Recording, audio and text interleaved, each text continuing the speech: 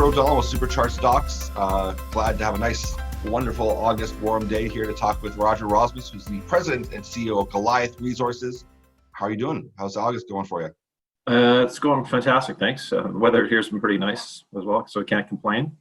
You've got so much going on. Your stock has been responding very well. It's had quite a run up till now, leading up to all this good news. So you've got Golddigger, you've got Golden Triangle. Everyone knows about the Golden Triangle, and it's activated. People are up there. You've got a program that's in place. But you also just announced, I want to say about a week ago or so, that you picked up property in the historic Abitibi Greenshield, which is going to add a whole new layer because often people get a little annoyed with a Golden Triangle play because it's very seasonal. This adds a whole new perspective to you as well, another layer of excitement. So let's take a quick first step at Golddigger. Tell me what's happening there, and then we'll talk about the new claims that you have. Sure. Well, Golddigger, we just announced, I guess it was this week here, in this past week, the team's mobilized to the Golddigger Site, which is essentially just southeast of Stewart, BC, and just west of the Orne Resources Homestake Ridge deposit. They've got, I guess, just about 1 million ounces of gold. I think it's around roughly 5 grams per ton gold, and silver, 19.6 million ounces at grading around 98 grams per ton. Actually, their best drill hole was about 73 meters, 21 grams gold, and silver was about 12 grams silver. So I think we've got the same type of geology as some northwest, southeast trending structures. Great mineralization that we're getting at surface. Actually, I went through the 43-101 actually just a couple days ago, and actually our results that we're finding in the early stages are as good, or I think, in my opinion, even better than what some of the grades that they were seeing. So we're pretty excited about that that project this year. Last year we did pull a 8.4 meter channel cut that ran just over 5 grams gold, 114 grams silver with some copper, lead, and zinc. So the tack this year is to go back to this area, so a 4 square kilometer area, where we'll take an extensive series of channel cuts at where we took the 8.4 meter. Actually, the zone is 40 meters wide, and you can actually see the structure, the massive sulfides with these Hazleton sedimentary halos, which are mineralized up 800 meters vertical relief up the side of the hill, up the mountain, I should say, at surface, and then goes down 800 meters down the other side of the mountain ridge. So it's pretty exciting that the fact that the wall rock made up of these sedimentary, the Hazleton seds, is mineralized. That 8.4 meter channel cut actually started in mineralization of about 2.5 grams per ton gold, ended in about 1.5 grams per ton. So if we come out of the season with a 40 meter channel cut at averaging 3-4 grams gold, what have you, that's pretty amazing. And in addition to that, they'll be taking a series of channel cuts every sort of 50 meters up the mountain and down from the initial discovery zone. If you like, I can just pop up a quick picture just so people can visualize. Just quickly, just go back. Okay, so location, you can see my point here. You got the Dolly Varden mine, which just announced a huge drill program, obviously with silver. So this was the discovery outcrop zone. The 40 meter channel cut, what we're doing right now is just an extension of this 8.4 meter channel cut we took. And then we're taking a whole series of channel cuts across the structure up the top of the mountain. The other side's pretty steep, but they'll go down to the other side of the mountain to take some samples, which they have actually. And if you go far left here, you can see this one grab they took. It was just almost 41 grams per ton gold. What the map doesn't show, this one here, is this line here of 800 meters goes up the mountainside, and then it actually wraps around down to this point here. So we'll be taking some more cuts here, and just sort of tying everything together, that this is one structure that's intruded into this mountainside. And then you can see we've got 20 plus, 25 plus of these structures that will also be tested out to the east and out to the west as well. So with the hope of finding some other, some good widths on these structure where there could be drill targets for us next year. And then just quickly, here's the channel cut itself. So it's 8.4, just over 5 grams, almost 5.4 grams, 115 grams silver, copper 0.01, zinc 0.28, 1.1 lead. And then again, getting this massive sulfide, we got 3.4 meters, almost 13 grams gold and almost 300 grams silver. So it's pretty spectacular numbers. Yes. And then you can see these chip samples, 40, almost 50 grams gold, 862 grams silver, another 1 meter chip, 38 grams, 160 grams silver. This 1 meter chip, 5 grams, almost 1150 silver, and then a 2 meter chip at 4.4 and 49 grams per ton silver. So all the grabs are interesting, but I like to focus on the chips and obviously the channels, because ultimately channels is, I view it as they're essentially horizontal drill. I guess not actual drilling, but in effect, you've got the 800 meters vertical relief. If you can cut this thing 40 meters across, it's running 3-4 grams per ton gold. I mean, that's pretty spectacular. And then in addition to these other channel cuts we'll be taking. So ultimately, we'll have a 3D model at the end of the year that we can do sort of the back of the envelope calculation of potential mineralization on this structure and some of these other structures that we're sampling at the moment. Perfect. So we'll be drilling that in 2021, based obviously on the results. We're pretty confident. We know there's mineralization there. We can see the massive sulfides. The real plus side for us is the fact that these Hazelton sedimentary wall rock acts kind of like a sponge and is running mineralization. So, and if you take even like a mineable 2 meter width at even like a gram for over 1,500 meters, there's potentially 500,000 ounces just on the one. Yes.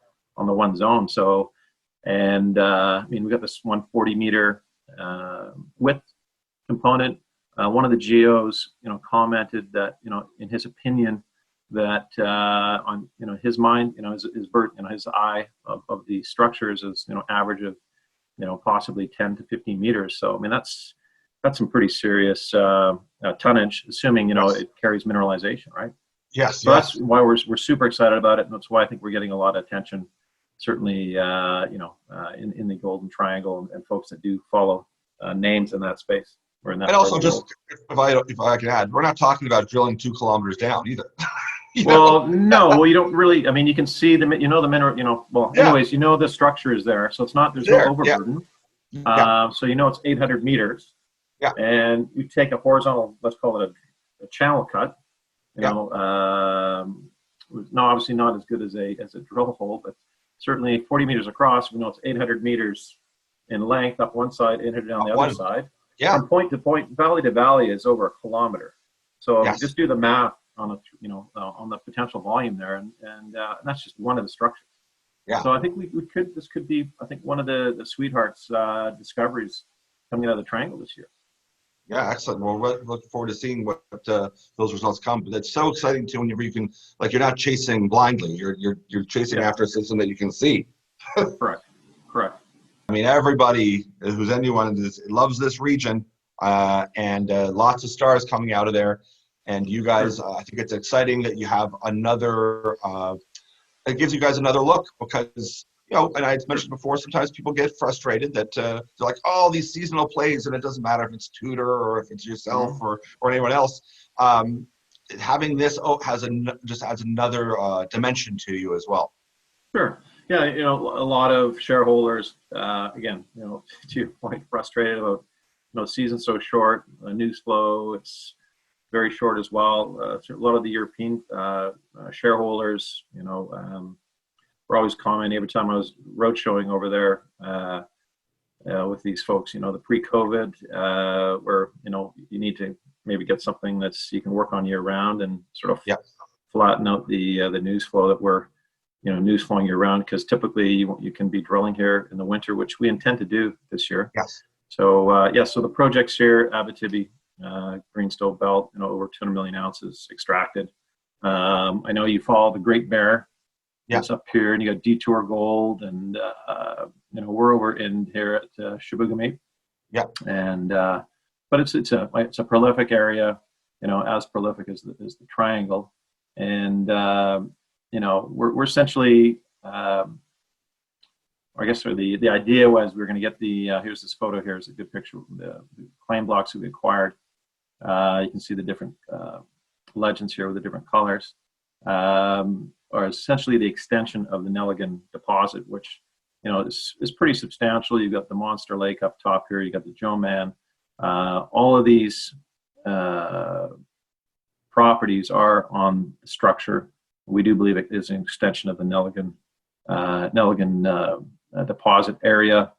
We do intend to drill here. We got this one from Tom Gold, where the guys will be mobilized here. So mid-August, possibly before the end of the month, early September, with the idea of help delineating drill targets. We'll do some IP, probably some aeromag as well, and then put all that data together, and hopefully, if there's an early freeze December, hopefully drilling at the old Lake Dota property. That's the one here in red. You can see it's right on structure here.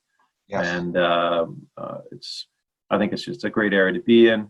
So we're going to have news flow. Well, we started the news flow already in August with obviously we just closed the financing just under $2.2 million. Had great support from a strategic investor, Palisade Gold Corp, and some others from overseas, and mobilized into the Golden Triangle area, and then acquired these Quebec assets. Again, the team will be mobilized here in Quebec sometime later this month, early September, and then with hopefully we'll have our results back from Golddigger in depending on how backed up the labs are, perhaps potentially late September, early October, and then we should have results back from the ground program here in Quebec shortly thereafter, and then hopefully drilling December. So we're gonna have good news flow right from, well, it's already started, and hopefully right through the December, January, February, March, and then we get started back up in the Triangle. And then depending on what we obviously find in Quebec, we can always go and continue drilling there, where we do have a road access year round, so it's accessible, and again, can pretty much work there year round, which is really good. I think for shareholders, always there's something going on with the company, and hopefully we're going to have another huge discovery here in the Abitibi Greenshield belt, and we've got these deposits all over, all around us, and we're right on the structure. And as they say, the best place to find new deposits is near existing deposits. So that's the strategy here, as well as a strategy of the Golddigger, being right next door to Dolly Varden and the Homestake Ridge deposit. Yeah, and I like to remind people too, because they say, well, people have had these properties for a long time when they found something already. And I have to remind people that the technology has changed drastically and dramatically. Great Bear, people had that property for a very long time, in and out hands, and lots of research done until they started finding their awesome results. So it's a matter of, do you have the funding and the time? And right now, people are excited about this region. There's a lot more money flowing into this belt. And once that happens, you can get a lot more data, and you find that, yes, it may not be right at surface. It might be under heavy underburden, but this is such a historically rich area that money's going to flock to it. So having a position there, I think, is really exciting. And of course, myself, because I've seen the Golddigger property as well, and I've seen photos, and I've talked to geos enough, I know that that's a very exciting one that people are very keen on, and knowing that we're going to have news flow out of that in the next short while, and then having that other property for the winter, I think adds a great dimension to Goliath, and that constant news flow and having news out to people is key, especially even if it's good news. Because people want to know, okay, well, what are we doing? What's going on? So I'm real excited to see what happens in the short term here with the results and news coming out of the Triangle, as well as mobilizing into Quebec. Yeah, well, we're really pumped up about it, and we're happy that obviously the market's favorable with gold, where it's been and where it's going to go or continue to go. It's an exciting time for us, and we're looking forward to hopefully delivering some serious, amazing results for the shareholders this year. Excellent, Roger. Well, thanks so much for catching up with us. I really appreciate it, and we are pretty excited to see what happens. And as you alluded to, gold is so it's becoming mainstream now, and that helps the cause a lot. And this is one story that people should definitely keep an eye on.